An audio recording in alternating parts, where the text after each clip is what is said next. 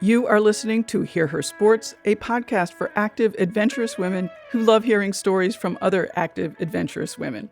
I am your host, Elizabeth Emery. In every episode, I introduce a female athlete or woman in sport through a conversation about who they are and the terrific work they're doing. This week, I am talking to Kelcey Ervick, an author who wrote and illustrated a beautiful graphic memoir about growing up as a sporty girl during the early days of Title IX. I so related to her story, her interest in the history of women's sports, and her mission, I'll call it that, to tell stories of the great and ordinary women we don't know enough about. I absolutely love the book. It's called The Keeper. It's coming out in early October 2022, so order it now. It is available through the Hear Her Sports bookshop page. Go to hearhersports.com/bookshop. If you were a girl kid in the 70s, this is definitely a book for you. I also really do love graphic novels, and Kelcey uses the medium to perfection with images, text, collage, so many ideas all at once, which is how I feel when I think back on being a sporty girl then. Before I get to the episode, I want to thank The Feed for their ongoing support. For 4 months, The Feed is sponsoring the Keep Her Forward Female Athlete Podcast Network. The network includes Hear Her Sports, Keeping Track, and Women's Running Stories. The Feed is the largest online marketplace for your sports nutrition, offering the brands you know and love, from Scratch Labs, Cliff Bar, to Morton, plus their athlete-customized supplements called Feed Formulas. They carry over 250 brands, so you have thousands of products to choose from and to try. Personally, I really love shopping at The Feed because I'm thoughtful about fueling my body for training and competing, and not everything I use is made by the same manufacturer. The Feed is a large one-stop shop, so in one shipment, I can get exactly the bars, electrolyte powders, protein powders, and gummy blocks I like. The Feed has been a great partner and has an offer for you too. As dedicated listeners of Hear Her Sports, you can get $80 in credit at The Feed. Go to thefeed.com/hearher to claim your $80 in credit at The Feed. All of that information and the link is also in the show notes. Now I'll introduce Kelcey, and in the episode, keep your ear open for the Dick Kerr ladies. It's a great, great story. Kelcey Ervick was a goalkeeper for nationally ranked soccer teams as a girl and a D1 player in college. These days, she is an author, artist, mother, and professor of creative writing at Indiana University in South Bend. Kelcey has written 3 award-winning books of fiction and nonfiction: The Bitter Life of Božena Němcová, Lillian's Balcony, and For Sale by Owner. She is co-editor with Tom Hart of the Field Guide to Graphic Literature, forthcoming from Rose Metal Press in 2023. Her short stories, essays, and comics have appeared in The Rumpus, The Believer, Lit Hub, Colorado Review, Passages North, Quarterly West, Booth, Notre Dame Review, and elsewhere.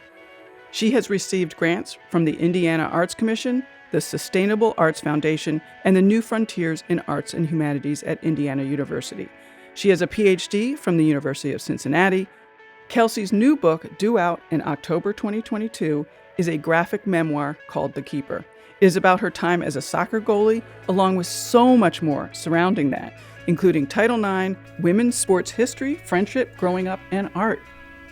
Well, hello, Kelcey. It's super exciting to have you here. I'm a huge fan of graphic novels, and The Keeper is just beautiful. So, yay. Thanks for being here. Thank you so much for having me. I'm thrilled to be here. Well, I have to admit that I'm a bit nervous about this interview because I feel so close to the story in The Keeper. We're roughly the same age. I'm a little older than you. And I'm worried that all I'm going to want to do is just chat with somebody who's like-minded. I would welcome that. I thought a lot about why I feel that way, but I think it's because, there haven't been that many books about women our age, sort of talking about what it was like to be a sporty person at that time. Yes, I feel like so many biographies and memoirs that are about athletes are about professional ones, and I'm just like a regular old athlete, and I wanted to tell that story, growing up being so immersed in sports, but I didn't go on to be like a superstar. I had some brushes with future soccer fame, but just to be a part of growing up in those early years of Title IX and kind of through some of its evolution was just kind of exciting to me. And it's such an interesting time, a transitional time. And, like my mother certainly didn't play any organized sports, but, my grandmother was super sporty and my mother did lots of skiing. And so we were the first generation who did have the opportunity to have organized sports in school and whatnot. Yeah, that was something that I was only vaguely aware of as a girl growing up. I understood that I was doing something that my mom's generation had not had a chance to do, but you're young and you don't really know what that means or why. And so that was part of the project of this book too, was to historicize it a bit, to look at like, well, why didn't mom have those opportunities, and why was I able to have some, well, actually many, but it was still the early days. And so that was kind of notable. And I think it started to really hit home for me when I was coaching my daughter, in the next generation, and coaching with another mom who like clearly knew how to play soccer. And I was like, okay, this is like a new kind of soccer mom. And she and I got to talking. We were both coaching my daughter's junior high team, and figured out we had not only both played played soccer through college, but we played against each other when we were in college. And I thought, my gosh, these like 12-year-old girls getting coached by two former college soccer players who happened to be their moms just was really striking. So I felt like that generational evolution was really notable. And that sparked an early essay that I wrote, just reflecting on the different generations of what it meant to be a soccer mom in the 80s versus the 90s versus the 2000s. And ultimately, it was kind of like the seed for this book, I think. Yeah, I was going to ask you sort of what was the evolution of deciding to write this book? Yeah, that was a definite moment for me. Being aware now as a mom and just looking back from this distance and seeing the ways things had changed. And that was that was a little bit before the 40th anniversary of Title IX. And so I think I just started like not only noting the differences, but making those connections like, oh, and of course, this is because of Title IX. So, then just doing more of the research to find out, because, Title IX, it's like you know about it, but how much do you know about it? And not everybody knows about it. And I was excited to do some research and learn more about how and why it got written. And that, of course, I talk about in the book. I just, in a few pages try to tell the story, because I felt like really inspired by these women and their stories. Bernice Sandler, Patsy Mink. Birch Bayh was inspired by his wife, who had been turned down from the University of Virginia because she was a woman. So these people that made Title IX happen, I got excited learning that story. And I just liked the idea of looking at my own story, but looking at like all of the history that surrounded it, and how all of those forces shaped my life in ways that I had no idea. Sure. And I think, growing up, I thought I was an athlete because my dad had been an athlete and because they put me into sports. And, but the fact that there were sports to be put into had so much to do with Title IX. And so just exploring the ways in which this law had shaped my entire life without me knowing it was exciting. I was on some panels for Title IX and did research. And one of the things I found out is how few people actually know about Title IX. I mean, even, yes, of all ages. I mean, the percentage of people who know about Title IX is just absolutely shocking. And I think about it like, it's not taught in school really. And so it's so important to be talking about it and what it's done and what we've gotten. And also the interesting bits about how, and you mentioned this in the book, that it wasn't really, it wasn't sports minded when it started. Right. Yeah, it was created by these women who had been turned away from higher educational institutions on the basis of sex, and Bernice Sandler collected all of these examples, thousands of pages of examples of women getting passed over for jobs, not getting accepted into programs, not getting paid as much as men, all of this. And so it was It was designed to limit discrimination in higher educational institutions and all educational, federally funded educational institutions. And it was the line that any educational activity, like the word activity led us into the sports arena where it's like, okay, well, are sports an activity?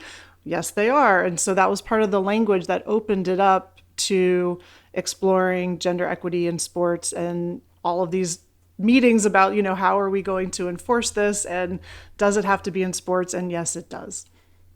I'm glad you mentioned enforcement because that was one of the things that I discovered in my research is that the enforcement is not done. And so compliance is really terrible. Yes. Looking back now that you've done all this research and thinking about your own experiences benefiting from Title IX, you know, what are your thoughts about Title IX and what it still needs, I guess, and like what do we need to do to continue progress? Yeah. Well, yes, the enforcement is a big one. USA Today came out with a big study showing how like 83% of universities are still not fully in compliance.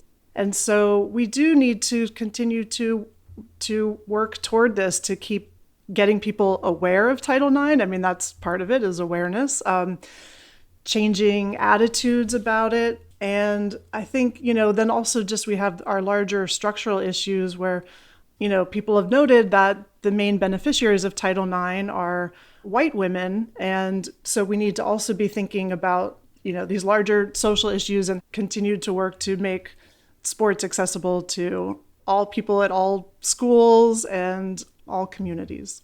Yeah, I mean, once again, sports is a good indication of what is going on outside of sports. Yes. Yes.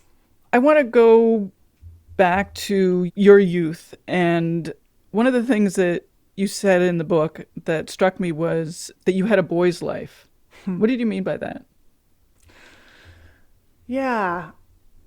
I I felt like growing up playing sports all of the time. I was always tall, strong, fast, and I just kind of roamed around. I was a total tomboy, quote unquote, as we called it in the 70s. And I loved sports. I loved watching the Olympics. I loved watching the Pittsburgh Steelers. I wanted to be Lynn Swan, the wide receiver of the Pittsburgh Steelers. I just wanted to be out throwing and catching and kicking and running and playing. And at the time that felt gendered to a boy's life. And I think I don't know. I think I just identified quite a bit with boys. I was the oldest and my parents were pretty young and my dad had been an athlete. And so I just, that was kind of, he got me out doing all of these sports. And so I think that sporty life just felt more like a boy's life at the time. And you remember thinking that? I remember identifying a lot with boys, I guess. Yeah. I mean, I think I did too. Yeah. Which is sad. Like, why does that activity have to be boy? Yes. Yes. Yes. Exactly. I don't think it is so much anymore, but certainly in the 70s. Yeah. Yeah. You also said that being on the sports field was a place where, you didn't have to be good and quiet and nice. And again, sort of a similar question, is that in retrospect that you remember that? Or did you remember that at the time? Like, oh, I'm on the field, I can be all this other stuff. I don't know if I was as articulate or conscious about it at the time, but I do think there was a sense of in regular life, you're told to, or I was told sort of, like to be quiet, to be well-mannered, to be respectful, etc. And just when you're getting ready to go out onto the field or a court, I played basketball, softball, soccer, ran track, all of these things, you get very different instructions and you're told to be tough and you're told to, be strong and you're just supposed to go out there and win. And it's, I don't know. So you just get very different messages when you're in regular life as a girl versus when you're about to head out onto the field. And sadly, I think that's still true. Yeah. Yeah. Yeah. The other thing I wanted to ask you about is you have those cards that you're supposed to check off things that you want to be when you grow up. Were those real cards? Like you were really feeling like tell me more about that. Yes.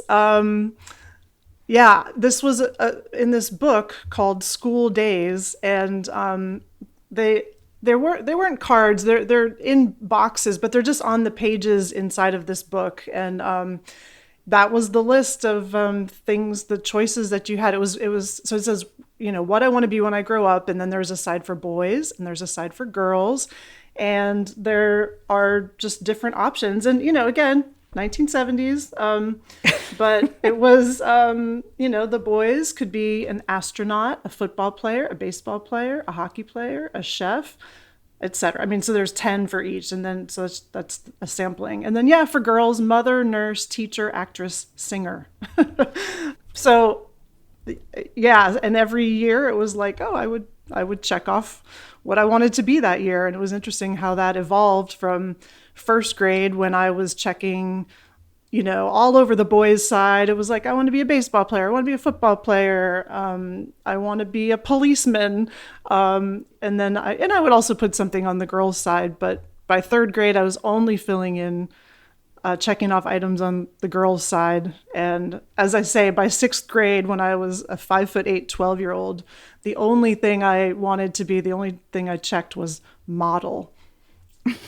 And so to me, this just, it's fascinating to me that I still have this book and can map it out and just see the way that I was clearly socialized. I mean, that was part of it's getting older, but it's early on, it sort of is okay to be, on the boys' side and want to do all these things. And then I started limiting, realizing, okay, I'm a girl. I have to check off things on the girls' side. And then by the end, to just have it be a model, oh my gosh. Yeah, you're right about that sort of cultural aspect of being girls and boys, not only in this book, but apparently in your other books. Yeah. I mean, I don't know what to ask. I just, I think the reason I don't know what to ask is because, I see the changes happening, and you talk about that in your book. Your book sort of progresses to the U.S. women's soccer team now and everything that they've done, the uniformity that they had in fighting for equity. And it all seems great when you take these little things, these little pieces, but then you think about sort of the cultural attitudes, and then I get depressed. Yeah. Yeah, I know. And Caitlin Murray writes about this in her book about the national team, just thinking so the 1990s, it's finally women's soccer is coming into its own. We have huge success at the 1996 Olympics. We have huge success at the 1999 World Cup.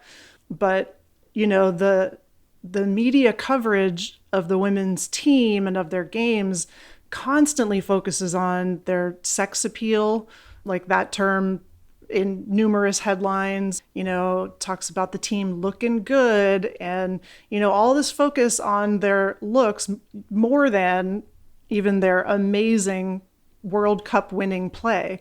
And when Brandi Chastain yanks her shirt off at the end of her, when she has the winning penalty kick in the 1999 World Cup, the response included outrage and just high drama because here's a woman yanking off her shirt and we can see her bra. So yeah, thinking of the ways in which we're just obsessed with women's bodies and clothes when they're out performing amazingly on the soccer field is just kind of depressing. And, and continues, it's evolved in different ways, but continues today. Well, evolved maybe, but it's still very much the same. We were also outraged. Not me or you. Yeah. Outraged at the bra viewing. But meanwhile, in 2021, the Norwegian handball team was, fined for not wearing their bikini bottoms. Yes. I know. And I guess the cool thing is that didn't that result in a change in Yes. yeah, I mean, so a little step of progress. But yes, fined for not wearing bikini bottoms. Like what? Well, it does make you question, like who are they thinking is the viewership? Right, right. And I have that quote from 2004 where Sepp Blatter, the head of FIFA at the time, was like, "Oh, can't we get women's, football, soccer players, can't we get them to wear, tighter shorts like they do in volleyball?" And he's like, "They look really good, what can I say?" And it's like, oh my gosh.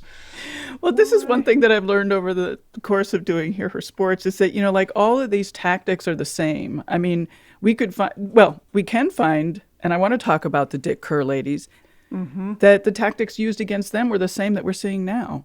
Yes. The tactics that are used to keep people down are the same regardless of group, regardless of time. Yes. And I think for me, seeing that these are tactics and that they've been used over and over again is helpful for me, because I can sort of put it in that box and like, oh, it's not personal or something.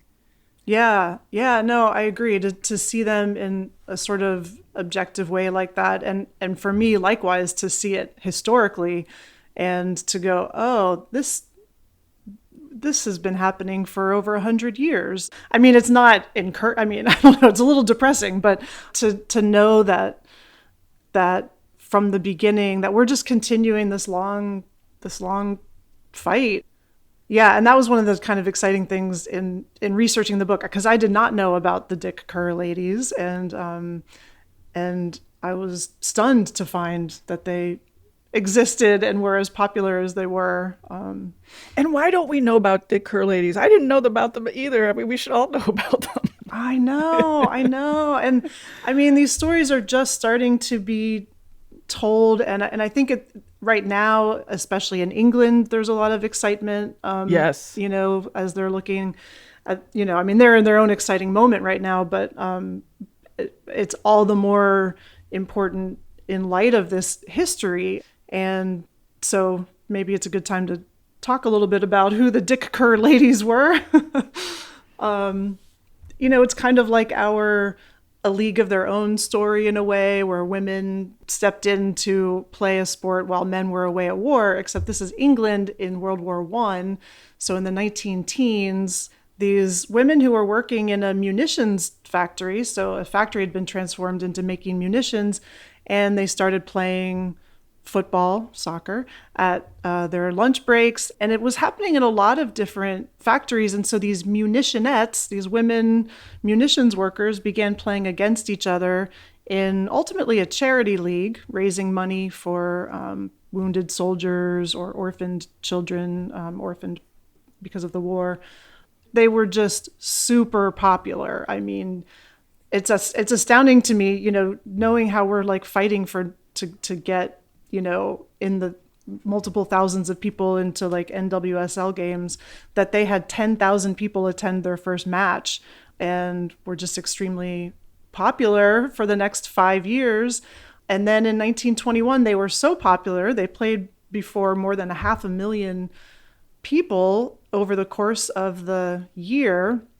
And in December 1921, the English Football Association decided that the sport was, quote, unsuitable for females, and they banned women from using any of their facilities and participating in the association. And so that's in late 1921, and here we are in 2022, and the British women's team wins the Euro Cup very dramatically. So we've got this like kind of amazing century in between. The ban lasted for 50 years and was only lifted in the early 1970s, right around when Title IX was passed. So, there are some historians there beginning to uncover and tell these stories of the Dick Kerr ladies, and I hope that we start talking about them over here too, because they're they really led the way. Imagine being one of those women and being told you couldn't play anymore. Oh my gosh. Yeah. What a bummer. Oh my God. I mean, the cool thing was that they found ways to continue playing outside of football association facilities, but it really did major damage to the sport for women. I mean, they had to go find other venues to play. The Dick Kerr ladies, and I don't think I mentioned this before, but they're named for the munitions factory where they worked, the Dick Kerr munitions plant, because it's kind of a strange name. They came to the United States in 1922 because they could no longer play in FA facilities in England. They came here to have some matches and didn't know until they got here that they would be playing against men's teams in the US because we did not have any women's teams.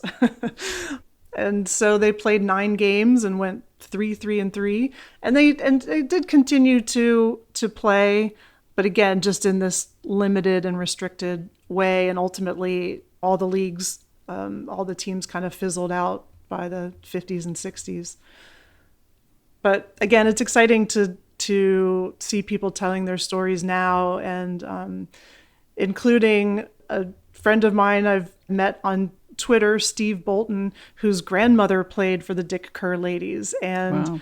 He vaguely knew that his granny had played football, but he didn't understand the scope of it until after she had died. He discovered an old trunk with all of her memorabilia, and he's turned it into the Lizzie Ashcroft collection, and he's been collecting newspaper articles and really like learning the whole history and sharing and disseminating it. And so it's cool to see these personal connections, and he's been a wonderful resource and supporter of my book. So it's a cool community, and it's great the stories are starting to get out there.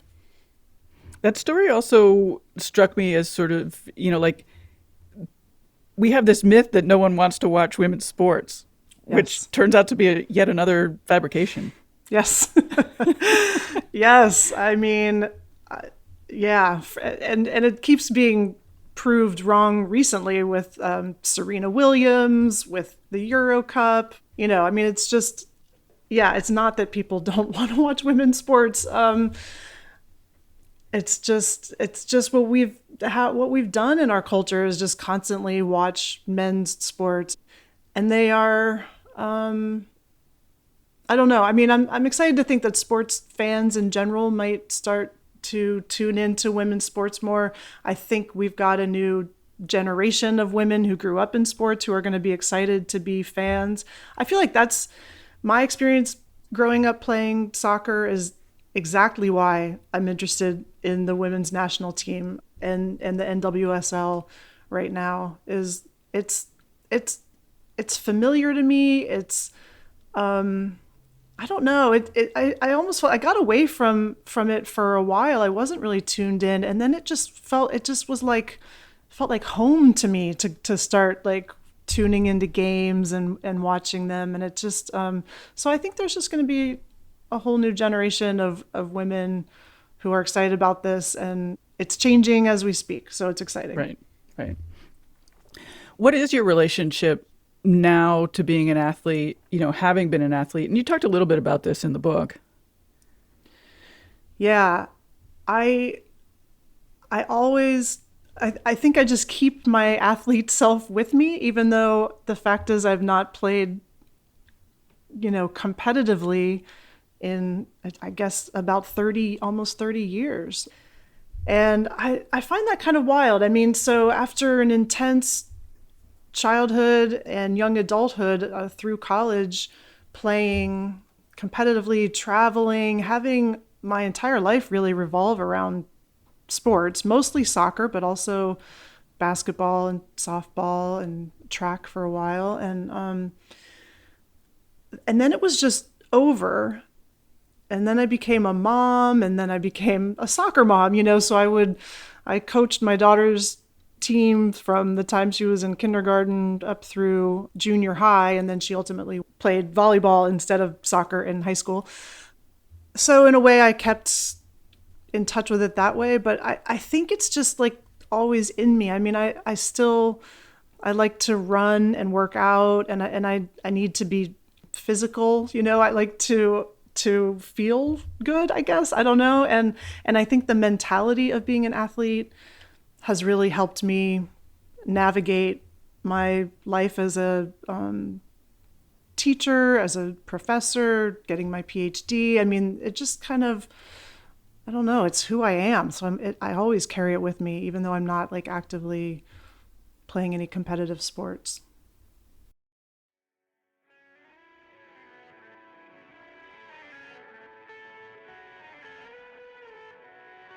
I love that you are here listening to another terrific sporty woman tell her story. If you aren't already on the list, I encourage you to sign up for the Hear Her Sports newsletter at hearhersports.com. Many listeners are already signed up and really enjoy reading and finding even more by clicking the links. You will find special offers from sponsors, of course with the links that take you exactly where you want to go. Mostly, the newsletter is where I write some thoughts on the latest guest and what we talked about in the episode. All the conversations stay with me, so in the newsletter, I'm able to relate those thoughts to a bigger picture of women's sports and to everything I've learned from the more than 100 women I've spoken to in the last 5 years, producing the podcast and other audio projects. Each individual story is important. Equally important is where the stories fit into the context and history of female athletes in women's sports. I'd love to have you join us. It comes out only every other week, so enough to be engaging, but not too much. Sign up at hearhersports.com.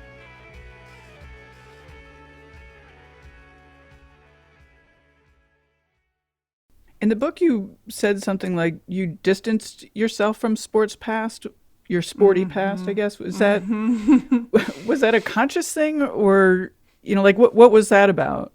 Yeah, it was a little bit of a conscious thing, and a little bit of like, well, I mean, it's over. I mean, I didn't have anywhere else to play competitively, so. But I think I did feel a little bit of a sense of like, well, I've got these other interests, specifically in like being a writer or artist, academic, and it felt like a time that I could pursue that without because I used to. Like I would want to take like a painting class in college, but it would be a 3-hour studio at the same time that, I had soccer practice in the afternoon, so I couldn't take it. So it was just, I never like was allowed to pursue these, not allowed to, but I mean, it never really fit into my sports schedule in life. And so I started exploring and pursuing some of these other interests, taking classes and writing and drawing and doing all these things. And I really was not paying much attention anymore to sports, I guess, or to women's sports. And yet it was, I mean, I was coaching my daughter, but then, like I said, I mean, after more than a decade, as I was coaching her, I don't know, I just started to feel like drawn back toward it in a weird way. I think of it the way maybe some people like, you grow up in church and you get away from it and you feel this like pull toward, I don't know, the sensory, it just felt like so comfortable to me. And I loved going to games locally, watching the Notre Dame women's soccer team play. I would just go and just sit and watch. And it was very Zen-like for me. I don't even know how to describe it, but. One of the things that you talk about in the book is sort of how sports and arts don't get together. I mean, this is sort of an aside, but I think a lot of that is what you mentioned before, is that the time commitment for each is very big. Yeah. And it's hard to do both. Yeah, it is. It's hard to do both. And I don't know, but it just also felt notable to me, like being in college and being an English major, and none of the other English majors was interested in sports, and none of my teammates were interested in English major stuff. It just felt like kind of different worlds, in addition to the time constraints on different things. Right.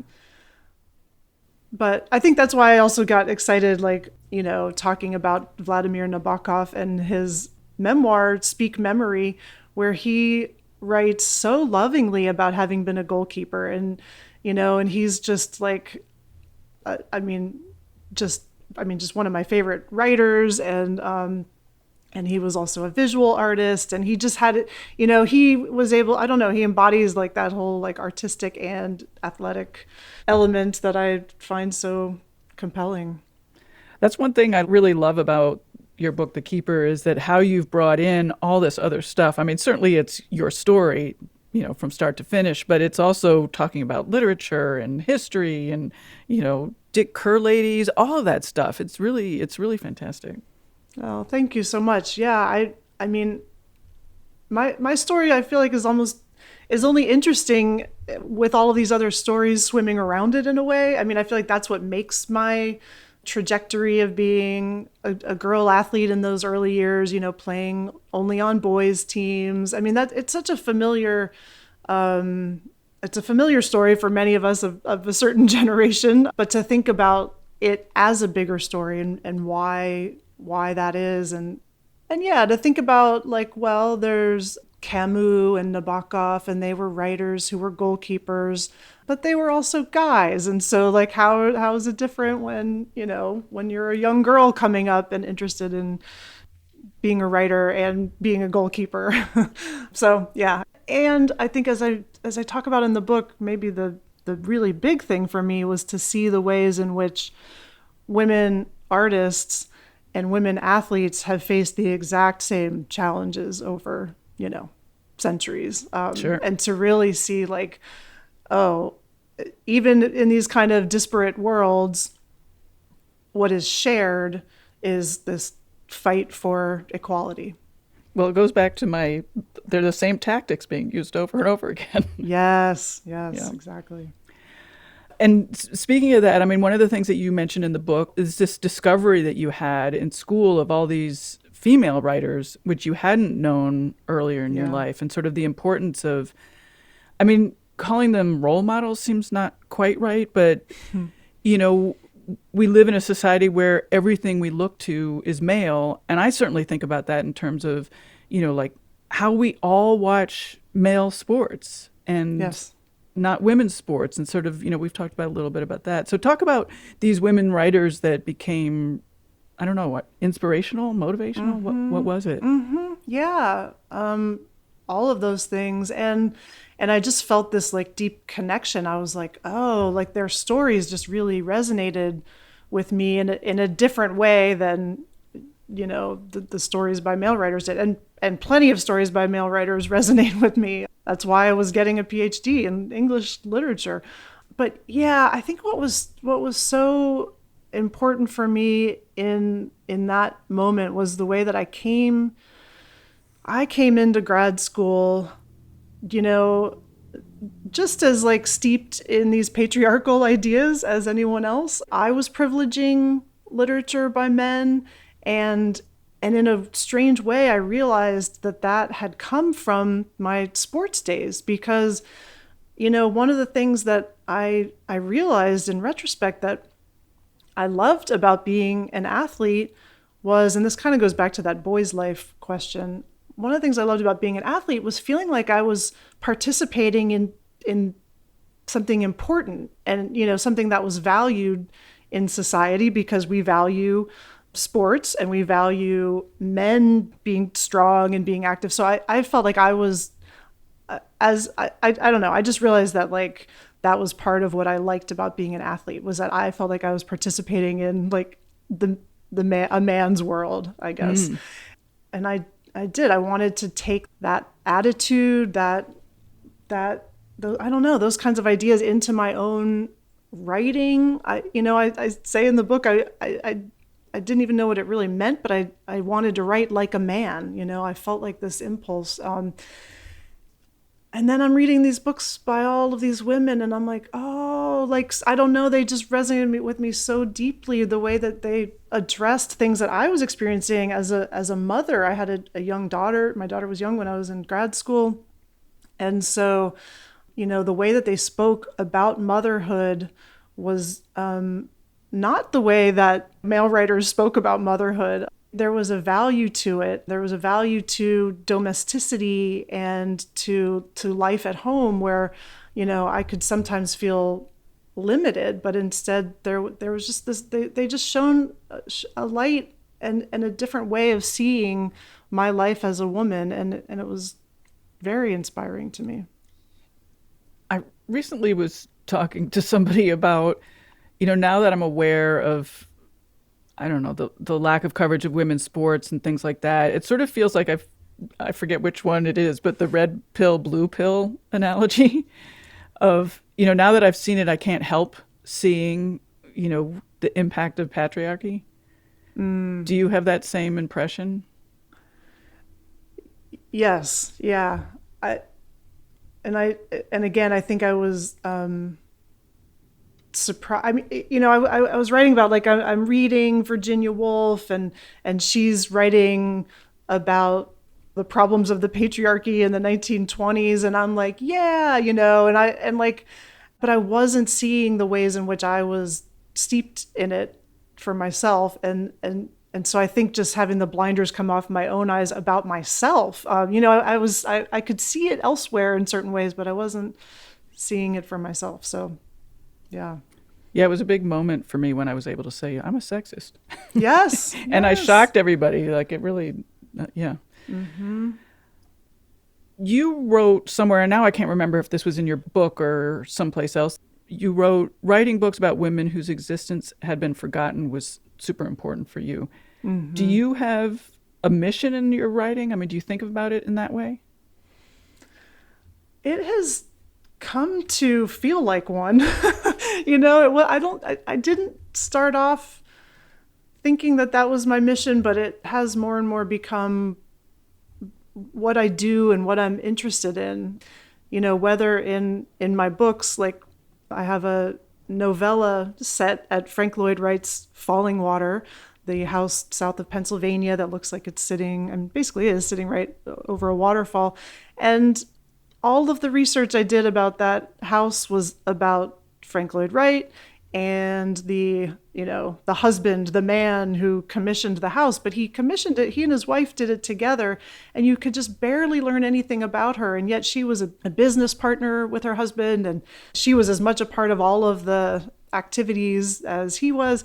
So I wanted to tell her story. I just got interested in, like, that sort of alternate perspective. And then my next book was about a fairy tale writer from what's now the Czech Republic, and Bohemia is, what it was then. And just very few people know about her. We know about Hans Christian Andersen and the Brothers Grimm, but in the US, few people knew about her. And I just got excited to tell her story. So, yeah. And then learning about these, early, quote, lady footballers for this book was very exciting to me. And the women who made Title IX happen. I find these stories very inspiring, in part because most of them are not well known, and they're just women doing, like, amazing things, and I just want to tell their stories. I think it inspires the rest of us. I talked earlier about, like, my memoir, like, I'm like a sports girl who never went on to be a famous athlete. And, so it's kind of like the sports memoir for the rest of us. And I think of that with these women too, that so many of them, are just women living their lives. And when you just see someone who's not like a super famous person, but doing these amazing things, I think it's very inspiring. Why is history, I mean, we might have gotten to this already, but why is history and why are stories important? I mean, what's your aim telling them? Oh man, that is such a good question. I mean, because I feel like it's the claim I make all the time that these, like, that like these stories, like, this is why I write. So it's almost like the biggest question you could possibly ask me. I find that these stories, as I learn them, they inspire me to do more and be better and be stronger, and I'm just constantly like, why don't we know them? Maybe a better way to put this: we're going to tell stories, and we do tell stories, and the stories that we tell are rarely about these amazing women, kind of everyday women doing cool things. They're often about important men. They are often just about men in general. And And, we talked about sports media coverage, like it's all about men. And there are just so many stories to be told about women, artists, writers, athletes. We are here, we are doing all of these things. And I want these stories out there in circulation. I want them to be right up there with, with all of the football stories. I'm talking NFL football. I want them up there with all the baseball stories. I want us to be talking about women's accomplishments and talking about them as accomplishments and not about their outfits. I want us to honor the women who have fought for us to be where we are. And I want those stories told. I'm so glad I asked you that question, because since I started Hear Her Sports, I've often said that I am a better person having heard all these stories. Yes. And I totally feel that way. I'm so, like when I have bad moments, I'm motivated by them. I'm inspired by them. And I agree with everything you said. I want everyone to hear these stories. Yes. And that's such an excellent parallel. I mean, you're working on it through this podcast and telling these cool stories. I love listening to the stories of women I've never heard of doing sports I didn't even think I was going to be interested in. And suddenly I'm like, oh, wow, that's awesome. And, and there's just many more points of connection than difference. One of the things I've been thinking about recently is, what can women fans of sports do to help the progress? I mean, people who are not involved in, doing podcasts or writing about it or whatever, just normal women who follow sports, what can they do to help progress women's sports? Well, I mean, it's interesting because I don't think we should dismiss the importance of the podcasts and the books and the articles and the companies that women are starting. I think that's all part of it. And I think, regular women, so to speak, can do all of those things. Obviously, attending the matches and the games and amplifying the stories of athletes on social media and elsewhere is really important. Cheering them on, talking about the stories, listening. You can listen to a podcast. You can buy people's books.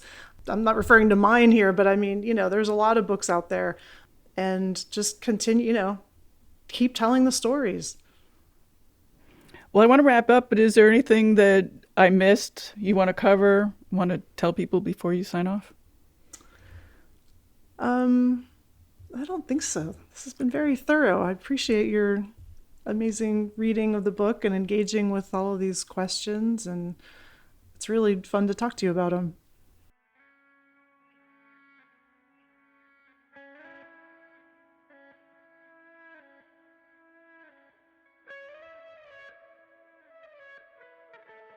And that is it for this week. Thank you to Kelcey Ervick for taking the time to talk about her book here.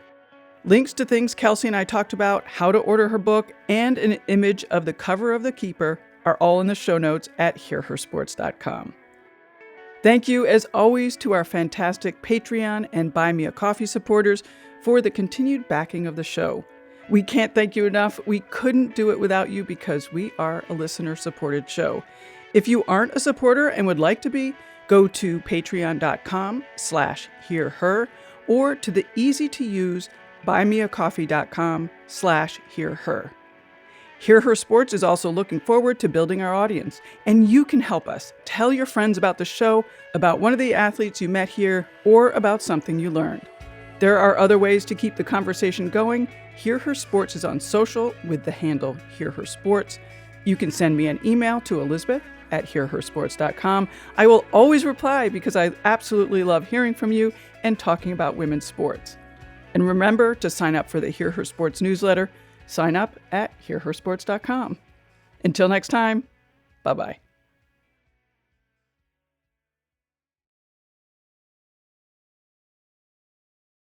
Sorry, pardon that pause.